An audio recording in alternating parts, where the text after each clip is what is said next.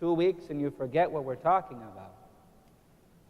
We've been talking about the things inside of the altar, right?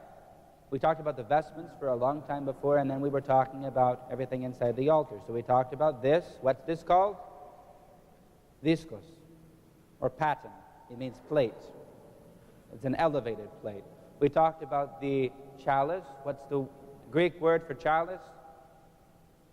Potyrion, cup. We talked about the lonchi, the lance, the spear, yes? And we talked about the cross. So the next thing we have to talk about is used once everything has been cut out, when it's time to cover the gifts. Because do we just carry the uncovered paten and chalice through the church? No, there's something on them. Did you ever wonder what made the paten so tall? Well, that's what we're going to talk about today. It's this. Have any of you ever seen this before? All of the altar boys raised their hands.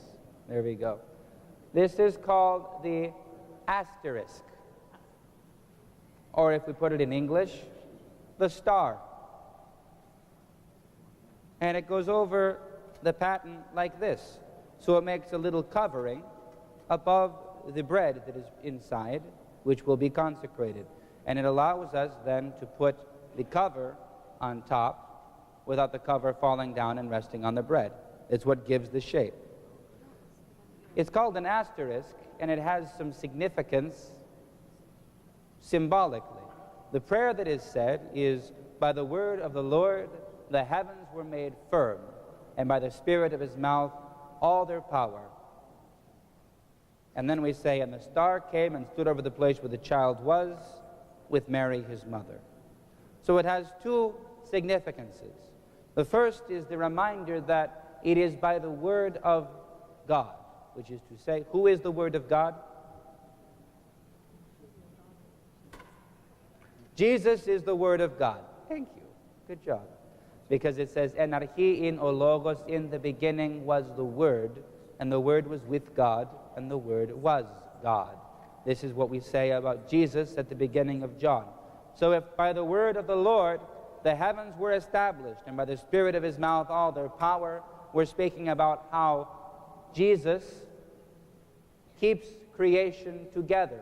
He holds the universe in place. We exist because the Lord wants us to exist. And then we talk about the other star, the star that came and stood over the place where Jesus was with Mary, his mother, when he was in Bethlehem, when the wise men were coming. So, this is what the asterisk means. First of all, it's a reminder of when Jesus was born, that this actually happened. The other thing it reminds us of is that not just of a star, but of the whole vault of the heavens that we see when we look out in the middle of the night and we see all the stars and the moon. We see it like a big vault above us. Well, this is the vault of the heavens that are all upheld by the word of the Lord. Everything that exists, exists because Jesus Christ upholds it, because he wills that it should exist. From the greatest star out in the universe to the smallest one of us, to the smallest ant, every one of us exists because Jesus, who is the Word of God, wills that we exist. All right? So what's this called? The star, the asterisk. Right? And it represents Jesus, who upholds all things. Very good. Then thank you, and please stand because we will now come for Holy Communion.